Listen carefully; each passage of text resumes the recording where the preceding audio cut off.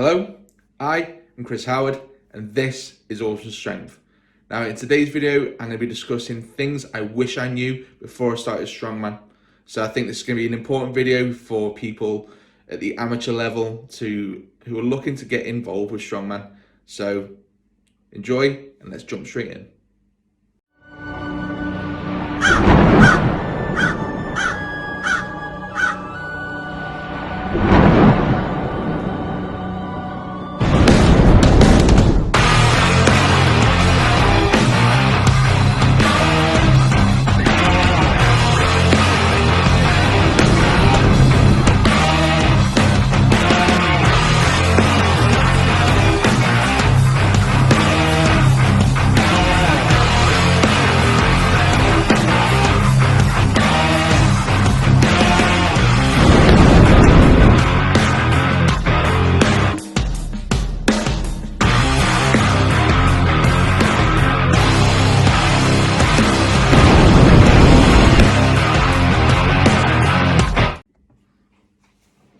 So, things I wish I knew before starting Strongman. Now, like I said in the intro, this is a pretty important video, I think, for the amateur athlete that's looking to get involved with Strongman, or just someone that's seen it on TV and wants to give it a go. So, I hope you enjoy, hope you learn some things, and I hope you take some tips from this video. Now, for me, the most important thing I wish I knew before I started was get a coach. Now, for me, this was a case of a little bit of arrogance. So obviously, with my job, I know how to program. I know, how to train people. So I thought I'd be an easy client for myself. I was wrong. Now, obviously, I had a brief idea of, when I started, how to do the strongman movements. And obviously, with the experience I had beforehand, I knew how to program, just your everyday gym goer. So I thought, if I can combine the two, I'll get away with it and I'll be fine. Now this worked for a while, those newbie gains, they were easy to come by. It was a new sport for me, it was new movements. So I thought I was doing well. And then when it came time to compete, I realized that this is probably where it got a bit harder.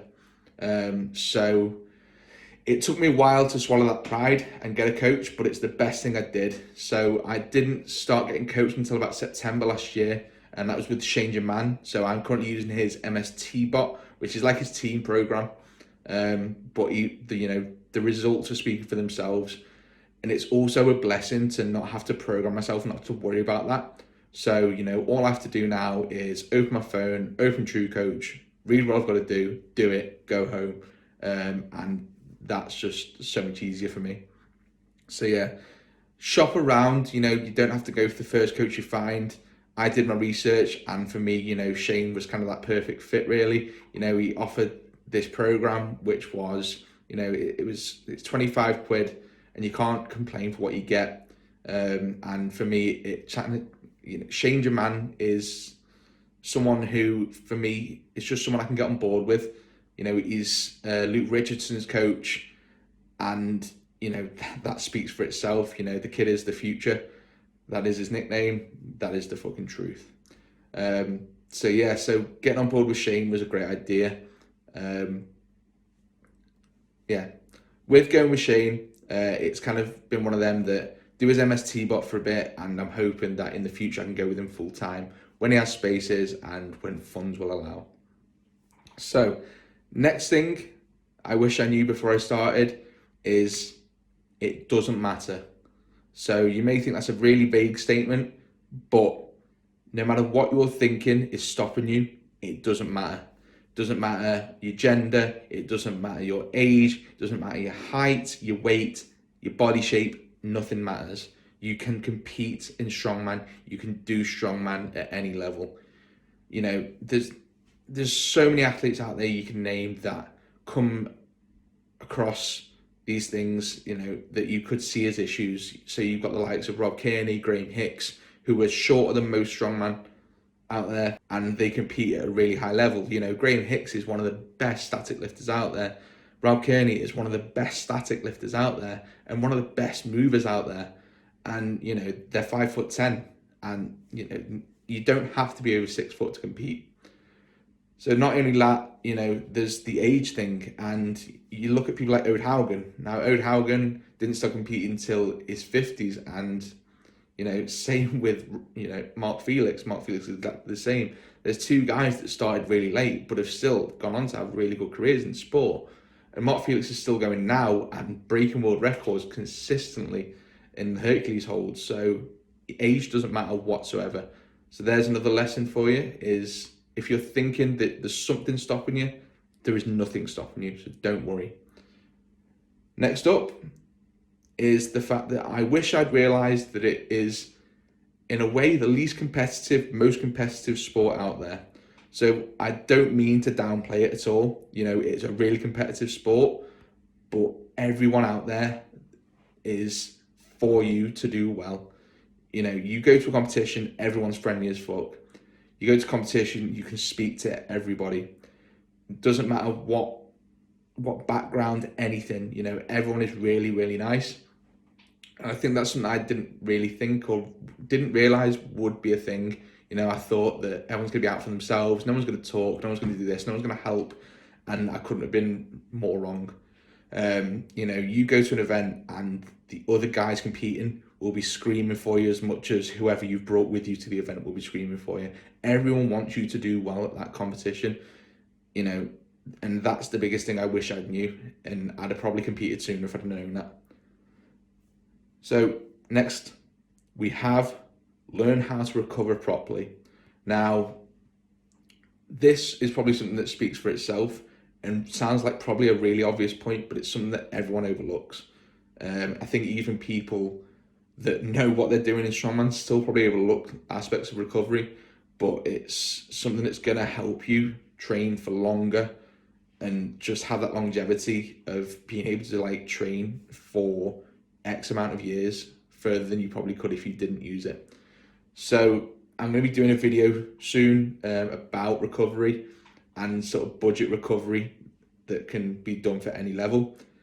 But yeah, I think that's something that when I came into the sport, I didn't really bother with recovery. Every now and again I'd have a warm bath and think that was me done, but I couldn't be more wrong. I thought that sports therapy was just hoodoo. I just thought, it's a myth, it doesn't work. I couldn't be more wrong. Now, don't get me wrong, it fucking sucks, it hurts at times, but it just helps in the long run massively. And, that's probably the main thing I'm looking forward to after lockdown, is coming in, getting a sport massage, and just getting all these horrible kinks out of my body. So, yeah, look out for that video coming soon. That'll explain more about recovery. But yeah, that's something I gotta say to everyone, is just, look into recovery for strongman, because it's just so important. And there's a lot out there, a lot of the pros share their recovery methods. So, look into it and just implement it as soon as you can, because it's going to be key and it's going to help you train for more years than if you didn't use it. Now, kind of on that sort of ilk, we have learn how to mobilize and how to warm up properly. Now, again, this is something I neglected when I started training strongman, and it caught up with me really quickly. So I would be pressing constantly. Obviously, like I say, overhead is one of my best events, and that's why I would train it so consistently. And I still do now, but this is where the mobilization and the warm-up comes in properly. It was something I never did, and my rotators were just fucked very quickly. And I had shoulder problems for a long, long time because I just didn't mobilize them. I didn't do the shit I had to do to warm them up. I just jumped straight into training, cracked on, and like I've said before, this stuff, you can do it for so long, you really can, but it will catch up with you quickly, and why risk that? So learn how to mobilize properly. Again, there's just so much content out there to view it, and it's something I wish I'd looked at sooner. So there's the next thing: learn how to mobilize and warm up properly, because you'll be fucked if you don't. Now, finally, the biggest thing I can probably say is that strongman isn't just being strong. Now, that's what I thought coming into it, was I just need to be really strong and I'll be fine. No, wrong. You need to move well and you need to have a gas tank. Now, the gas tank's probably the most important, because you do 5 events across the day, and they're all different. They're static, or they're moving. So it's not just one type of event, there's different things. So develop a gas tank. You know, you don't have to run on a treadmill for fuck knows how long. You don't have to get on a bike for fuck knows how long. But do moving events that you're going to do in the competition, because they're fun and they're cardio at the same time. Now, in Shane German's plan, there's something called Heart Shock, which I can assure you isn't fun, but it works. So that is a 10-meter jog, 10-meter sprint, and 10 meters carrying an implement. Now, do that a few times and you're blowing out your arse, but the gas tank it builds is fucking incredible. And it also helps you move well. So, you know, helps you be light on your feet. And that again is key. You know, I've said it in a video before, you know, slow is smooth and smooth is fast. And Rob Kitten, he's going by that right now. You know, it's a lesson to learn that if you move well, if you have a good gas tank, you'll be fine in strongman. You know, being strong isn't the end be all and end all of it. And that kind of reverts back to what I was saying before, that if you think there's something stopping you that generally isn't, you know, if you feel you're not that strong, the likelihood is you'll probably move better than, you know, 50% of the people you're coming up against. So don't worry. So everyone, I hope you found this video useful. I probably yammered on for a bit longer than I needed to, but fuck it. As always, like, comment, subscribe, and the main thing, be safe, be strong, be awesome. Bye everyone.